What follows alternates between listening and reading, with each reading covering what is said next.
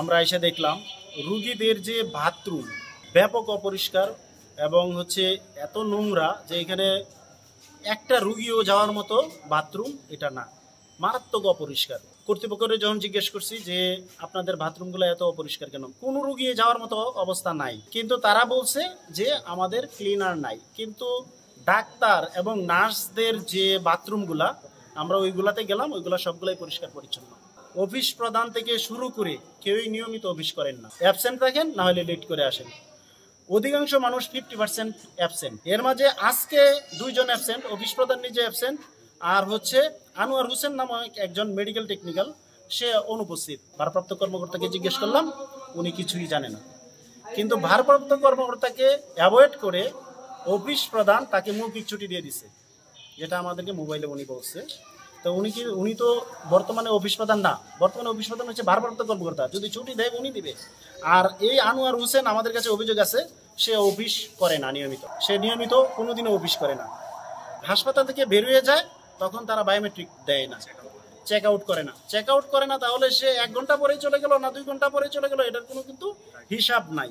এছাড়া আমরা সবচেয়ে যে বড় যে অভিযোগটা এবং এটার সত্যতা পাওয়া গেছে, সরকারি যে ফার্মেসিটা আছে, ওই ফার্মেসিটাতে একটা হচ্ছে সরাসরি সরকারি ওষুধ আসে, আর একটা হচ্ছে ক্রয়কৃত ওষুধ আসে, স্থানীয়ভাবে ক্রয় করা ওষুধ।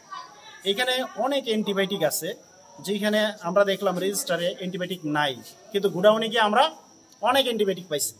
3 জাতের অ্যান্টিবায়োটিক আমরা পাইছি গোডাউনের ভিতরে, অনেকগুলো অ্যান্টিবায়োটিক পাইছি, কিন্তু তার রেজিস্টারে লেখা অ্যান্টিবায়োটিক নাই।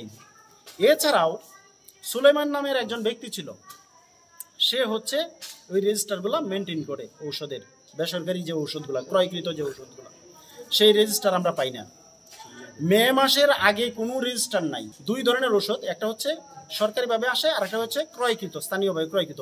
ওই ক্রয়কৃত ওষুধের যে রেজিস্টার ওইটা নাই, কিন্তু সরকারিভাবে যে ওষুধটা আসে এটার রেজিস্টার আছে। আমরা ধরে নিছি যে এখানে বছরে প্রায় 2 থেকে 3 কোটি টাকার হচ্ছে ঔষধ ক্রয় করা হয়। এর মাঝে অধিকাংশ টাকাটাই আমার মনে হয় যে ওরা হরে মারিং কাটিং করে।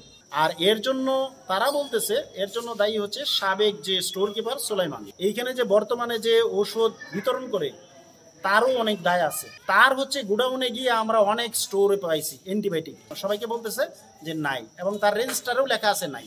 আমার বিশ্বাস এই ঔষধগুলা তারা হচ্ছে স্টোরে রাইখা দিয়া রেজিস্টারে দেখায় নাই, এবং পরবর্তীতে হয়তো কোনো ফার্মেসিতে বিক্রি করে দেয়, কারণ এগুলো তো সরাসরি সরকারি ওষুধ না, ক্রয়কৃত ওষুধ। এগুলো যদি বিক্রি করে দেয় অন্য ফার্মেসিতে, ওই ফার্মেসি বিক্রি করলে কেউ ধরতে পারবে না।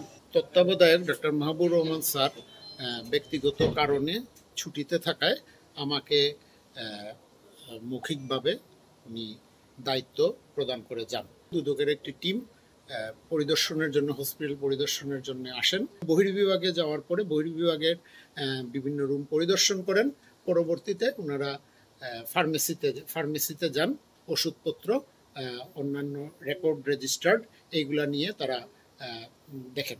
এই ওষুধপত্রের হিসাব নিকাশ এবং অন্যান্য বিভিন্ন রেজিস্টারের কাগজপত্র, নথিপত্র ইত্যাদির কপি টপি ওনাদের কাছে নিয়ে গেছেন, এবং এগুলো নিয়ে পর্যালোচনা করছেন, এবং সেবার মান নিয়ে আরও অধিকতর উন্নত করার পরামর্শ প্রদান করে গেছেন। ক্রয়কৃত বলতে ডিসপেন্সারি এই বছর আমার জানা মতে এই অর্থ বছরে আসলে এখনো কোনো প্রকার ওষুধ ক্রয় করা হয়নি। যেসব ওষুধ দিয়ে বর্তমানে সেবা চলমান সেগুলো সবগুলোই ইডিসিএল এর ওষুধ, সরকারি সরবরাহকৃত ওষুধ। বায়োমেট্রিক হাজিরা আমাদের এখানে চালু আছে।